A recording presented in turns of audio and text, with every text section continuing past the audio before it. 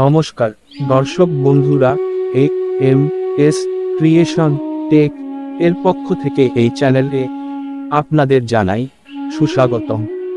ভগবান শ্রীকৃষ্ণের বিভিন্ন বাণী ও গল্প এই চ্যানেলের প্রধান বিষয়বস্তু। আপনি যদি নতুন হন তাহলে চ্যানেলটি সাবস্ক্রাইব করার অনুরোধ রইল সকলের কাছে। তার জন্য অগ্রিম ধন্যবাদ আপনাদের। আজকে শ্রীকৃষ্ণের কিছু মহামূল্যবান বাণী আপনাদের কাছে তুলে ধরব, যা আপনাদের চলার পথকে সহজ করে দেবে। চলুন শুরু করা যাক। আমি কারো ভাগ্য তৈরি করি না, কারো কর্মের ফলও দেই না। পৃথিবীতে যেমন আবহাওয়ার পরিবর্তন হয়, তেমনি জীবনে সুখ দুঃখ আসতেই থাকে।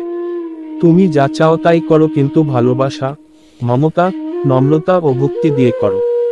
একজন মানুষ যতই ফর্সা হোক না কেন, কিন্তু তার ছায়া সব সময় কালো। আমিই শ্রেষ্ঠ, আত্মবিশ্বাস। কিন্তু শুধু আমিই শ্রেষ্ঠ হলো অহংকার। অহেতুক চিন্তা কেন? তুমি কি জন্য ভীত? কে তোমাকে মারতে পারে? আত্মার জন্মও হয় না, মৃত্যু হয় না। যুদ্ধ হোক বা জীবন, সাফল্য আসে মাত্র তিনটি অস্ত্র থেকে: ধর্ম, ধৈর্য এবং সাহস। তুমি কি হারালে যে তোমাকে কাঁদায়?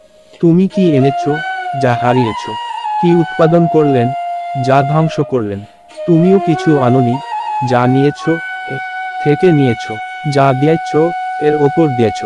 কারো হৃদয়ে আঘাত করবেন না, নিজের স্বার্থের জন্য সবকিছু প্রকৃতির উপর ছেড়ে দিন। বন্ধু গরিব বা ধনী তা কোন ব্যাপার না, বরং আপনার খারাপ সময়ে তিনি আপনাকে কতটা সমর্থন করেন তা গুরুত্বপূর্ণ। কারো সাথে বন্ধুত্ব করতে না পারলে তার সাথে শত্রুতাও করো না।